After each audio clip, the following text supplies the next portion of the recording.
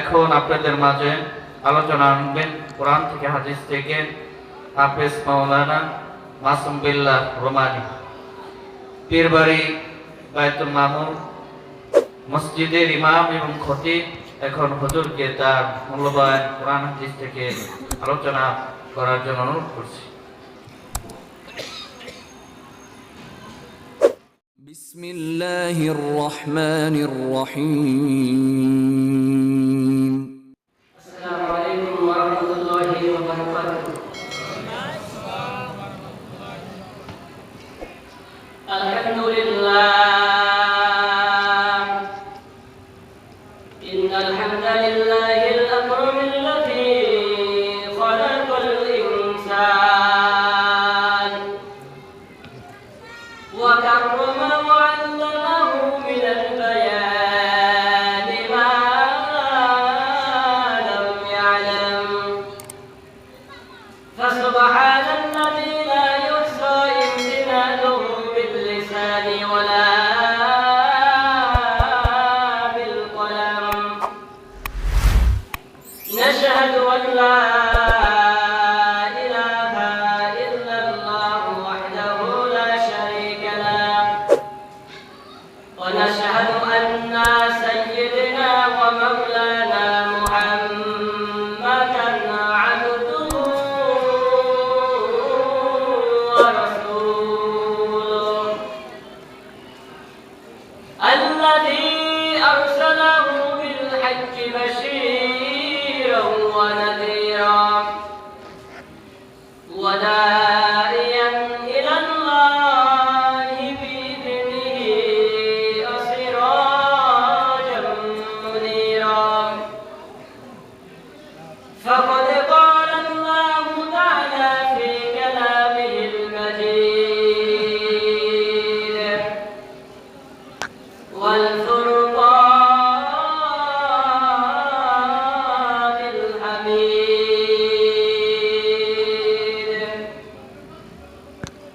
أعوذ بالله من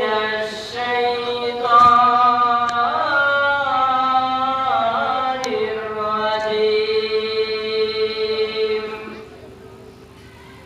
بسم الله الرحمن الرحيم.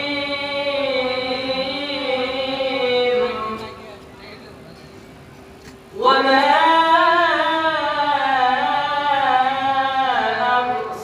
أرسلناك إلا رحمة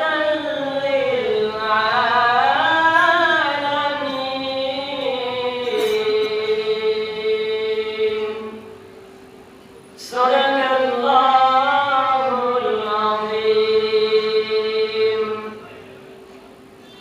وقال تعالى في شان حبيبه إن الله وملائكته يصلون على النبي يا أيها الذين آمنوا صلوا عليه وسلموا تسليما. اللهم صل على سيدنا مولانا محمد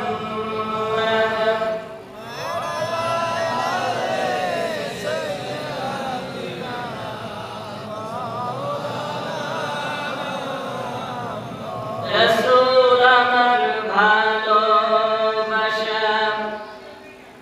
রসুল من আলো আশা, রসুল من প্রেম বিরহের মূল আলোচনা, রসুল من কাজে কর্মে অনুপ্রেরণা। আল্লাহুম্মা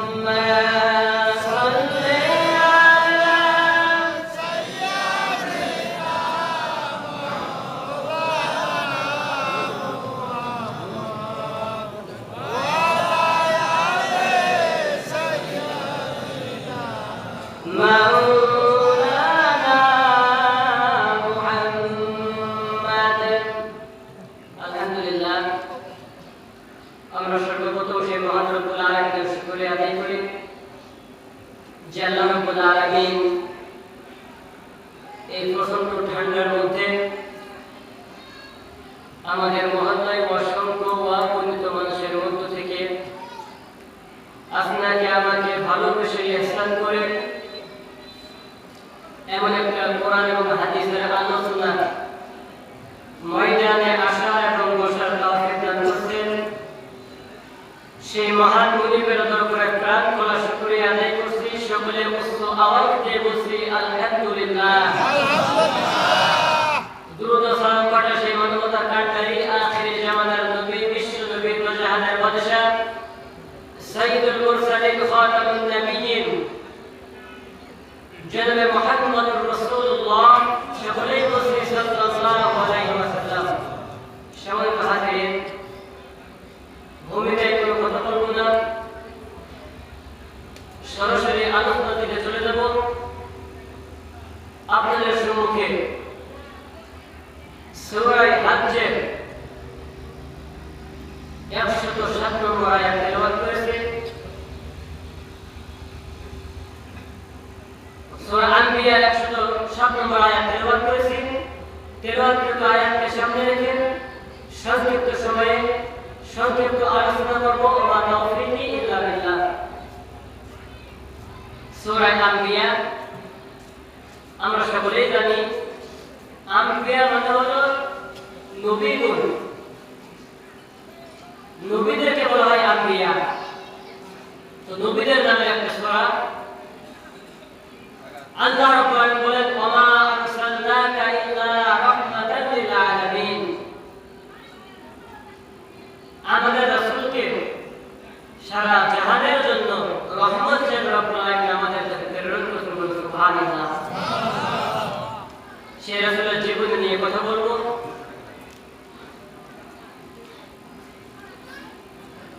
আমরা সকলেই জানি যে আমরা যারা মুসলমান আছি, আমরা 5টা যুগ বিশ্বাস করি। হিন্দুরা 4টা যুগ বিশ্বাস করে। হিন্দু যারা আছে তারা 4টা যুগ বিশ্বাস করে: সত্য যুগ, ত্রেতা যুগ, দ্বাপর যুগ আর কলি যুগ। কিন্তু আমরা যারা মুসলমান, আমরা যুগ বিশ্বাস করি 5টা। 1 নম্বর হলো নবুয়তের যুগ, 2 নম্বর হচ্ছে খিলাফতের যুগ, 3 নম্বর হচ্ছে মুলুকিয়াতের যুগ, 4 নম্বর হচ্ছে মুলকান জব্বারের যুগ, আর 5 নম্বর পূর্ণাঙ্গ ইসলামের যুগ। আমাদের রাসূল, আমরা সকলেই জানি নবুয়তের যুগ আমাদের বাবা আদম আলাইহিস সালাম থেকে শুরু হয়েছে। আর সর্বশেষ বললেন, মা কানা মুহাম্মাদুন আবা আহাদিন মিন রিজালিকুম ওয়ালাকিন রাসূলুল্লাহি ওয়া খাতামান নাবিয়্যিন। আমাদের রাসূলকে শেষ নবী হিসেবে ঘোষণা করলেন রব্বুল আলামিন, খাতামুন নাবিয়্যিন। নবী বলা আর কোন নবী রাসূল পৃথিবীতে আসবে না। আমাদের রাসূল মুহাম্মদুর রাসূলুল্লাহ সাল্লাল্লাহু আলাইহি ওয়াসাল্লাম পৃথিবীতে আসার সঙ্গে সঙ্গে সিজদায় পড়ে উম্মতের জন্য কাঁদলেন। মৃত্যুর আগ মুহূর্ত সময় উম্মতকে স্মরণ করলেন। 63 বছর জিন্দেগিতে উনার প্রতিটা কল্পনায় শুধু উম্মত আর উম্মত ছিল। কিন্তু আমরা কপাল পড়া সেই উম্মত, আমরা রাসূলকে চেনার চেষ্টা করি না। একবার আল্লাহ রাসূল একটা গুহায় সিজদায় পড়ে রব্বি হাবলি ইয়া উম্মতি বলে কান্না শুরু করলেন। আবু বকর রাসূলকে প্রশ্ন করে বকবায় বুঝিয়ে পাই না।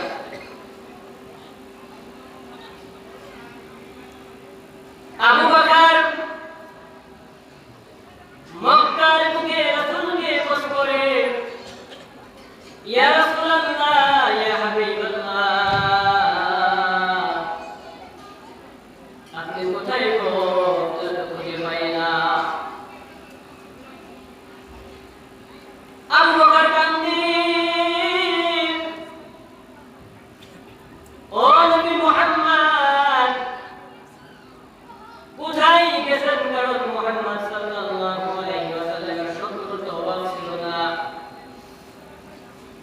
আল্লাহর নবীর অপরা ছিল শুধুমাত্র একটা, ইয়া আইয়ুহান নাস কুলু লা ইলাহা ইল্লাল্লাহ মুফলিহুন।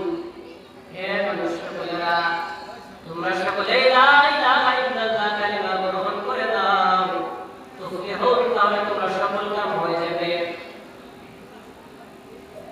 এই কালিমার দাওয়াত দেওয়ার কারণে তৎকালীন যুগের কাফেররা আমার নবীকে আঘাত করে পাথর মারে রক্তাক্ত করে দেয়।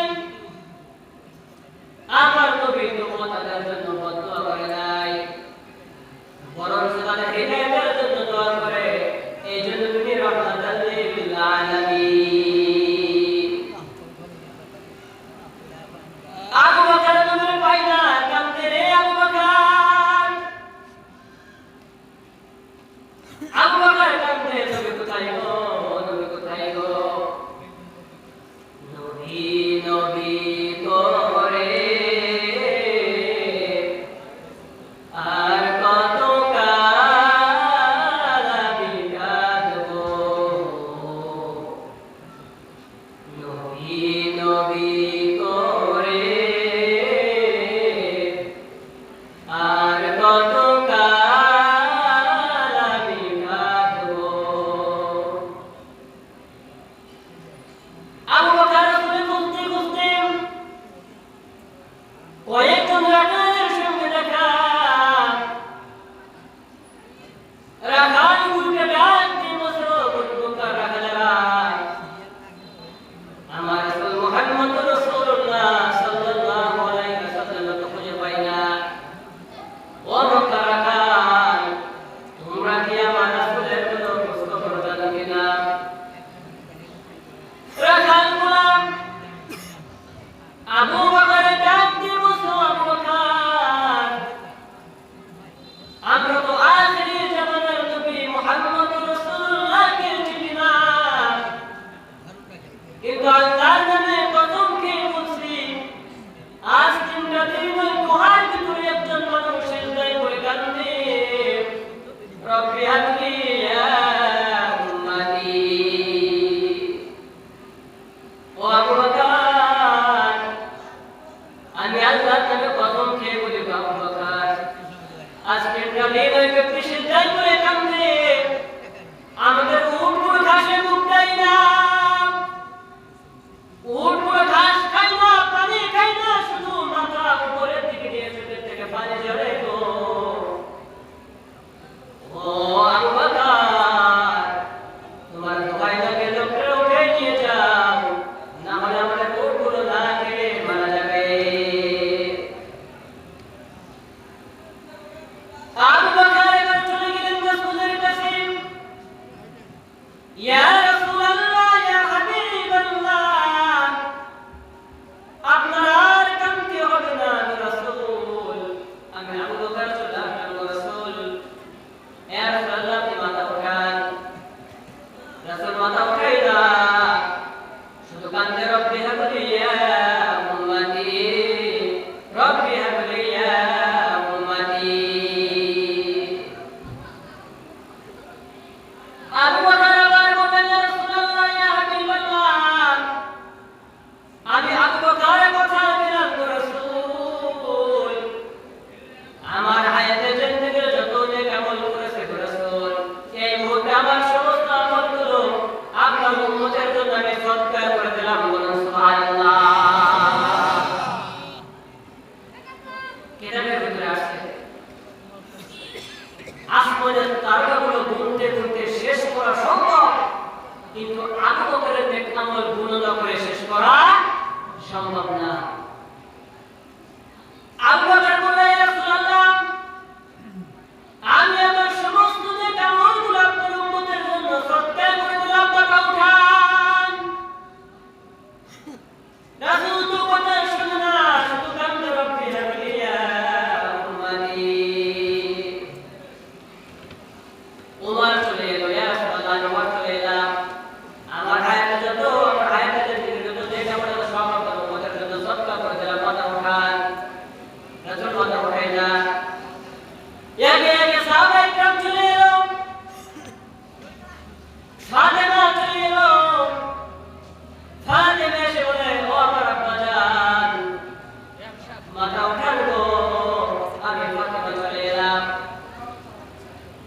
রাসূল মাথা উঠাই না, ফাতেমা ডেকে বলে, আব্বা, হাসান আর হুসাইন আমার কলিজার টুকরা, আমি এই মুহূর্তে হাসান আর হুসাইনকে আপনার উম্মতের জন্য কুরবান করে দিলাম। বলুন সুবহানাল্লাহ। রাসূল মাথা উঠাই না, রব্বুল আলামিন আদেশ করলেন, ফেরেশতা চলে যাও, যতক্ষণ পর্যন্ত আমার উম্মতের বলে আসো, আমি রব্বুল আলামিন ঘোষণা করলাম কিয়ামতের কঠিন ময়দানে আমার উম্মতের অনুমতি না পাওয়া পর্যন্ত আমার রাসূলকে বলে আসো তার উম্মতের জন্য, আমার রাসূলের অনুমতি ছাড়া আমার খোঁজার জন্য উম্মতকে আমি জাহান্নামে দেব না।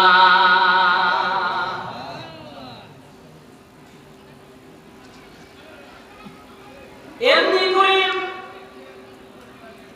রাসূল কারীম সাল্লাল্লাহু আলাইহি ওয়াসাল্লাম যে বিদায় হয়ে যাবেন দুনিয়ার কাছ থেকে, অনেক লম্বা ইতিহাস।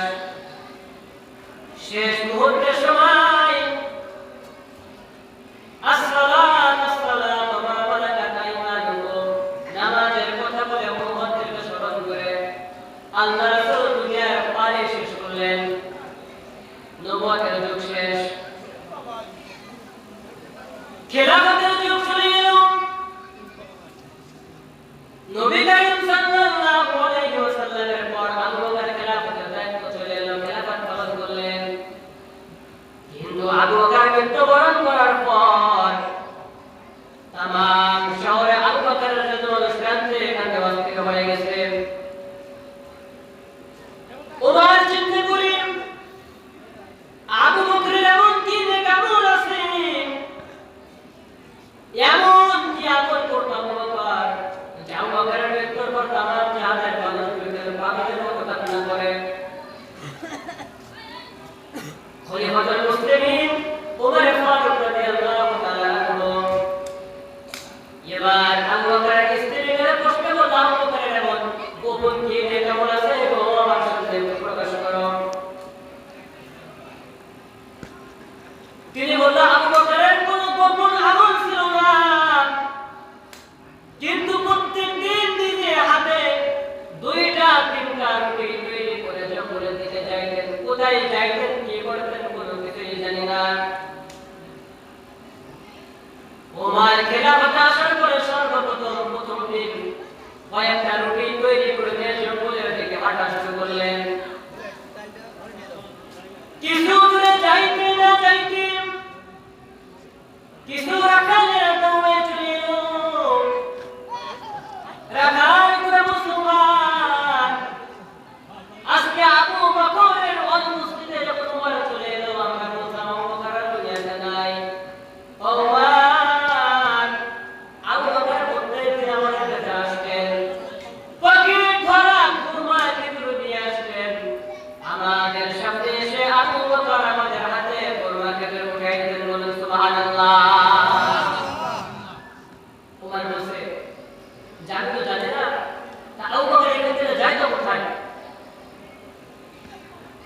রাখাল বলি, খলিফাতুল মুসলিমিন আমিরুল মুমিনিন ওমর ফারুক রাদিয়াল্লাহু তাআলা আনহু আবু বকর এখান থেকে জঙ্গলে কোথায় যাইতেন, কি করতেন, কোনো কিছুই তো জানি না। উমর এবারে কহিন জঙ্গলের দিকে যায়। জঙ্গলের ভিতরে যেতে না যেতে একজন বৃদ্ধ মহিলার কান্নার আওয়াজ শোনা যায়। জঙ্গলের মধ্যে কান্নার আওয়াজ শুনে সামনে অগ্রসর হয়। এই বৃদ্ধ মহিলা এবার ডাকতে বসছে, ও উমর, আজকে যেহেতু আবু বকরের অনুপস্থিতি উমর চলে এলো, আমার মনে হয় আবু বকর আর দুনিয়াতে নাই।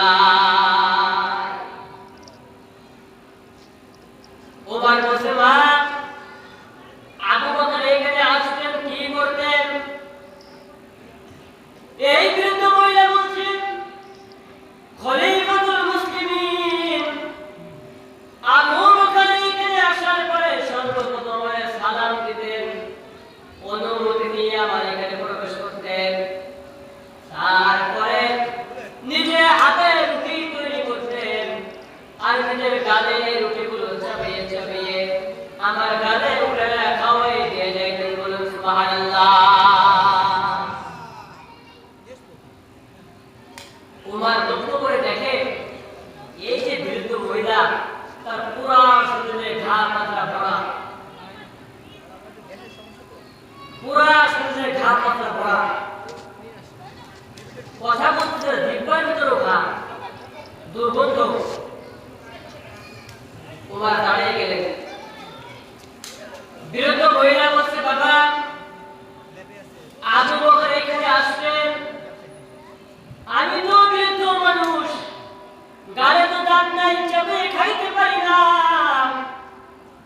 আবু বকর এখানে আসবেন, নিজের গালের ভিতরে রুটি নিয়ে চাবিয়ে চাবে তার জিহ্বা দিয়ে আমার গালের ভিতরে ঢুকেছিলেন খাবার। আর আবু বকরের চাবানো খাবার আমি খেয়ে খেয়ে রব্বুল আলামিন আমাকে হায়াতে বাঁচিয়ে রেখেছেন, সুবহানাল্লাহ। উমার বলছে, আমার পক্ষে এটা সম্ভব না। তো দেখা যাচ্ছে গায়ে ঘা পাতলা ধরা, শরীরের ভিতরে পোকা হাঁটতেছে, দুর্গন্ধ, তার কেমনি গালে উঠে খাওয়াছে। উমার বলে, আমার পক্ষে সম্ভব না, ফিরে আসছে। পিছন থেকে বৃদ্ধ মহিলা ডাক দিয়ে বলছে, উমার, যেহেতু তুমি আমাদের খাওয়াইতে পারো নাই, এখনো পর্যন্ত পরিপূর্ণ খেলাফতের দায়িত্ব তুমি পালন করতে পারো না।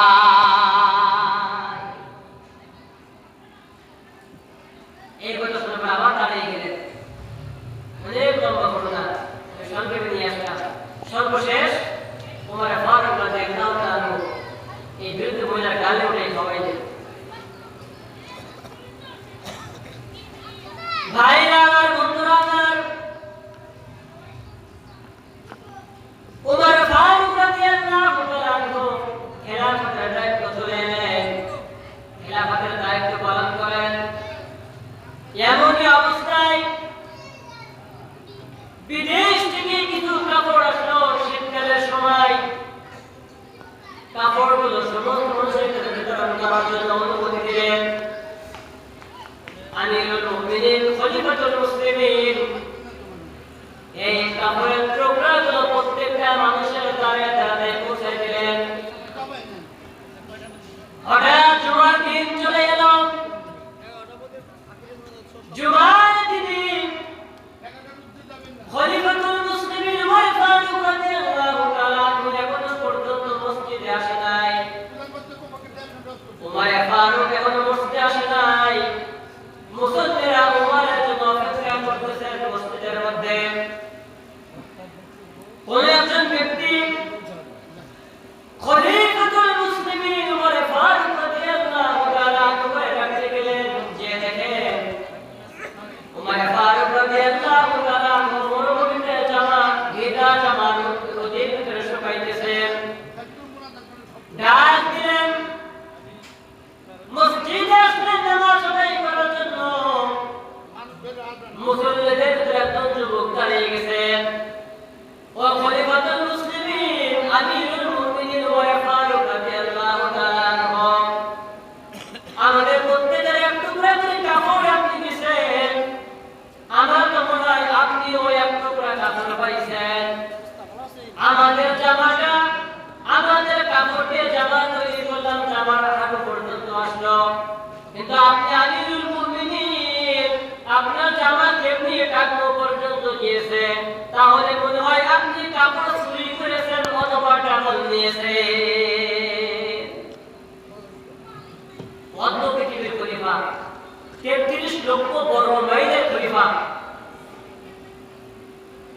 33 লক্ষ বর্গ মাইলের খলিফা, সাধারণ একটা বাংলাদেশের প্রধানমন্ত্রী না তিনি, অন্য পৃথিবীর খলিফা, নেম করে দাঁড়িয়ে খুতবা দেওয়ার জন্য মুসল্লিদের ভিতরে একজন যুবক দাঁড়িয়ে বলতেছেন, হে খেলাফতুল মুসলিমিন উমর ফারুক, আপনি যে সিট প্রদান করছেন সকলের মাঝে, আমরা সবাই জামা তৈরি করলাম, হাঁটু পর্যন্ত আমাদের জামার দুধ আসলো, আপনার জামার টাকনো পর্যন্ত গেল কেমনি? তাহলে আপনি কি ডাবল নিয়েছেন নাকি সিট চুরি করেছেন? খলিফাতুল মুসলিমিন খুতবা দিলেন না,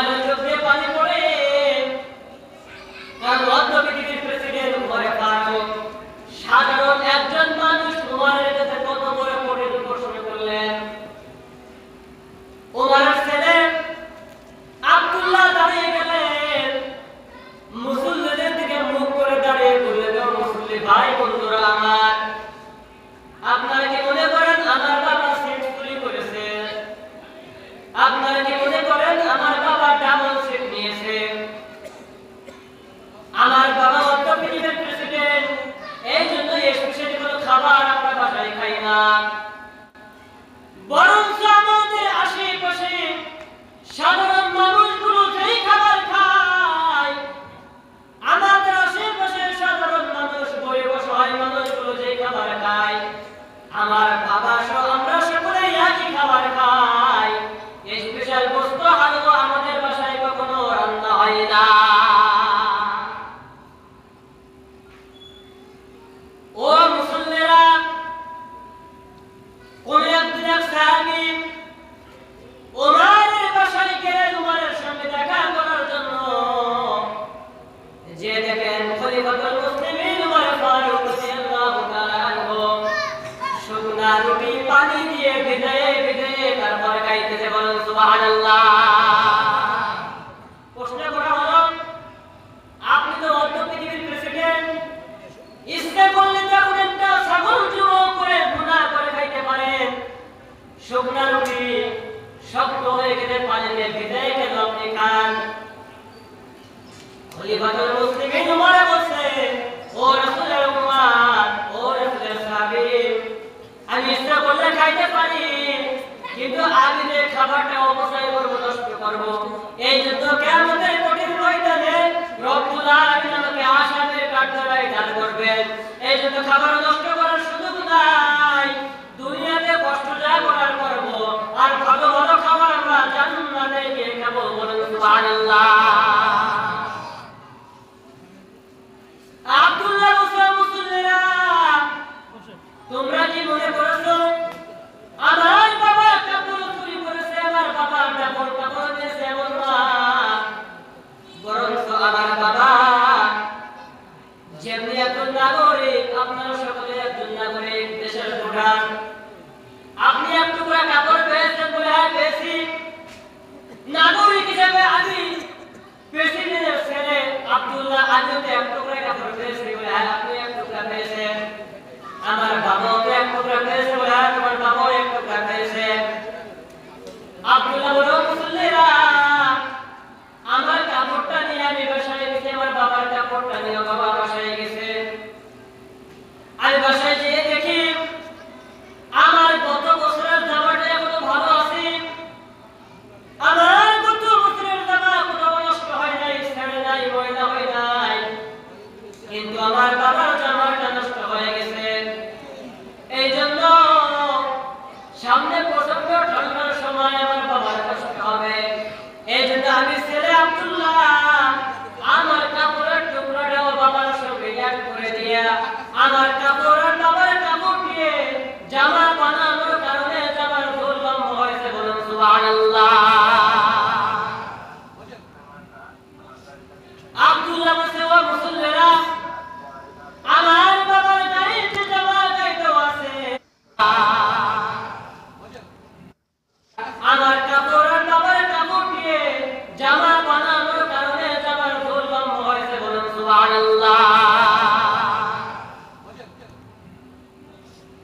আব্দুল্লাহ বলছে, ও মুসল্লিরা, আমার বাবার গাড়িতে জামা গাইতেও আছে, আমার বাবার গায়ের জামাটা হাঁটুর থেকে লক্ষ্য করে দেব, হাঁটুর থেকে জামাটা নতুন করে সেলাই করা আছে। যুবক এবার মাথা নিচু করে দাঁড়িয়ে গেছেন।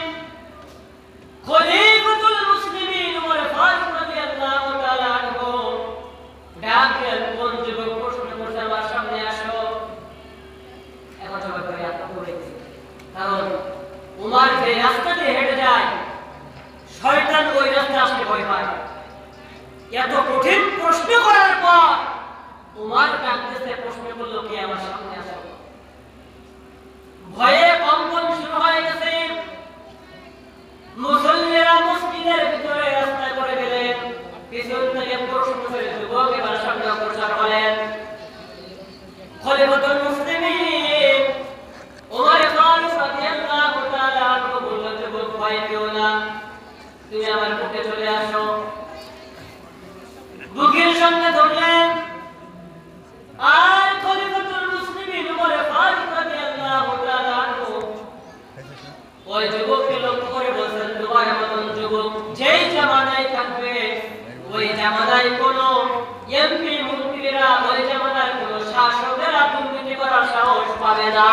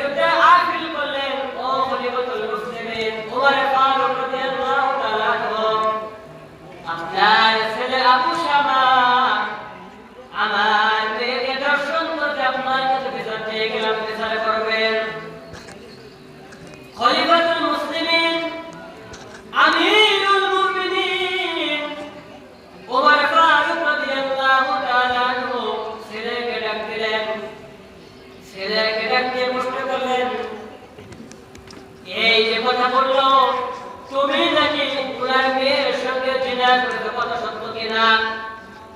আবু শামা বলছে বাবা আমি আমার বন্ধুদের সাথে পড়ে নেশা করে মদ পান করে মাতাল অবস্থায় হয়তো বা করেছিলাম, মাফ করে দেন।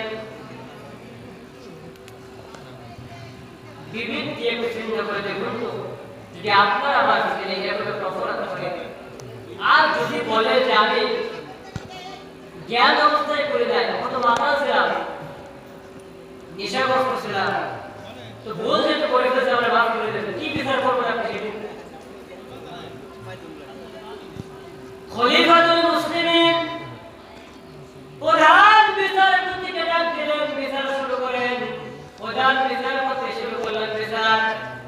আযানিয়াতু ওয়াযানি ফাজলিদু কুল্লা ওয়াহিদিন মিনহুমা মিআতা জালদা। কোরআনুল কারীমের সূরা নূরের 2 নম্বর আয়াত দিয়ে বিচার শুরু করে দিলেন। যদি কোন জিনাকার বিবাহিত হয় তাহলে কোমর পর্যন্ত মাটিতে গর্ত করে পাথর দিয়ে নিক্ষেপ করে হত্যা করতে হবে। আর যদি অবিবাহিত হয় 100 বেত্রাঘাত করতে হবে। আবু শামা ছিল অবিবাহিত, বিচার আইন হয়েছিল 100 বেত্রাঘাত করা লাগবে। আঘাত শুরু করলেন, মতান্তরে 79টা আঘাত করার পর খলিফাতুল মুসলিমিন ওমর ফারুক রাদিয়াল্লাহু তাআলা আনহু ছিলেন, সেবা মৃত্যুবরণ করলেন। জানাজা করলেন, দাফন কাফন শেষ করলেন। আর বাকি 21টা বেত্রাঘাত বাকি ছিল। দাফন কাফন করার পর ওমর ফারুক রাদিয়াল্লাহু তাআলা আনহু বেল নিজের হাতে উঠে নিলেন, কবরের উপরে আঘাত করা শুরু করলেন। অনেক লম্বা ঘটনা। সর্বশেষ বাসায় এসে সন্তানের যে বালিশে মাথা দিয়ে ঘুমায়, বালিশটা বুকের সঙ্গে নিয়ে কান্না শুরু করে দেয়। স্ত্রী বলে স্বামী এতক্ষণ পর্যন্ত এত মানলেন তাহলে যদি একটু স্যাক্রিফাইস করা হতো তাহলে সন্তান হতো না। এখন কেন সন্তানের বালিশ বুকে নিয়ে কান্না করে? খলিফাতুল মুসলিমিন ওমর বলছেন, ও আমার প্রাণপ্রিয় স্ত্রী, এতক্ষণ পর্যন্ত আমি আল্লাহর বিধানের কাছে বান্দা ছিলাম, আর এখন বাবা হিসেবে আমার দায়িত্ব পালন করতেছি। বলুন সুবহানাল্লাহ। এইভাবে ওমরকেও কাফেররা হত্যা করছিল, উসমানকেও 15 জিলহজ শুক্রবারের রাত্রে কাফেররা হত্যা করছিল, আলীকেও 15 রমজান আলীকেও কল্পনা জল্পনা করে ষড়যন্ত্র করে হত্যা করেছিল। নবুয়তের যুগ শেষ হয়ে গেল, নবুয়তের যুগ শেষ, খিলাফতের যুগ শেষ, এখন আসলে মুলুকিয়াতের যুগ, মানে জোরদার যুগটা, বাংলা কথা, ক্ষমতাদার দেশটা। রাজা যে হবে তার ছেলে আবার রাজা হবে, মন্ত্রী যে হবে তার ছেলে মন্ত্রী হবে। অনেক লম্বা ঘটনা, যেটা আমি তো সবসময় বয়ান করি, মসজিদে প্রত্যেক জমায় বয়ান করা হয়, সেজন্য আমি লম্বা আলোচনা করবো না। এই প্রথম ছিল নবুয়তের যুগ, 2 নম্বরে ছিল খিলাফতের যুগ, 3 নম্বরে ছিল মুলুকিয়াতের যুগ, আর 4 নম্বরে ছিল মুলকান জব্বরের যুগ, মানে স্বৈরাচারের যুগ, জালেম স্বৈরাচারের যুগ। এ পর্যন্ত আমরা পেয়ে গেছি। নবুয়তের যুগ শেষ, খিলাফতের যুগ শেষ, মুলুকিয়াতের যুগ শেষ, মুলকান জব্বরের যুগ শেষ। এখন বাকি আছে পূর্ণাঙ্গ ইসলামের যুগ, পূর্ণাঙ্গ ইসলামের জীবন ব্যবস্থা। আল্লাহ রাসূল বললেন স্বৈরাচার বিদায় হবে, ইসলাম কায়েম হবে। এই ভিতরে আর কোনো তন্ত্র মন্ত্র আর কোনো কাজ হবে না। কাজে আমাদের কাছে ইসলাম সামনে আসতেছে, আমরা সকলেই যেহেতু আল্লাহর বান্দা রাসূলের উম্মত, আমাদের গ্রন্থ হলো কোরআন, আমাদের জীবন পথ প্রদর্শক হচ্ছে কোরআন আর সুন্নাহ। আমাদের একটাই পরিচয়, আমরা আল্লাহর বান্দা নবীর উম্মত। কাজে আমরা সকলে যে যে অবস্থায় থাকি না কেন, সদা সর্বদা আল্লাহকে স্মরণ রাখা, রাসূলের স্মরণ রাখা, রাসূলের প্রতি দরুদ বেশি বেশি পাঠ করা, এটাই দিয়ে যদি আমরা আমাদের জীবন পার করতে পারি, তাহলে না হয় কিয়ামতের কঠিন ময়দানে ওই যে প্রথমে কথা বলছিলাম যে আল্লাহ রাসূল সিজদা করে কান্না শুরু করলেন, আর আল্লাহ বলল আমার হাবিব কিয়ামতের কঠিন ময়দানে আপনার কাছে জিজ্ঞেস না করা পর্যন্ত আপনার কোনো উম্মতকে আমি জাহান্নামে দেব না। যে উম্মত আপনার এরকম হওয়া লাগবে, আগে উম্মত আপনার এরকম হওয়া লাগবে। কাজী আমরা আল্লাহর কাছে দোয়া করি, রব্বুল আলামিন ঘোষণা করলো রাসূলকে যে উম্মতের কথা আমি সহ আমরা সকলেই যেন সেই উম্মতে হতে পারি এবং আমাদের হায়াতের জিন্দেগিতে বেশি বেশি নেক আমল করে পরকাল জিন্দেগিতে রব্বুল আলামিন যেন সুন্দর শ্রেষ্ঠ জান্নাত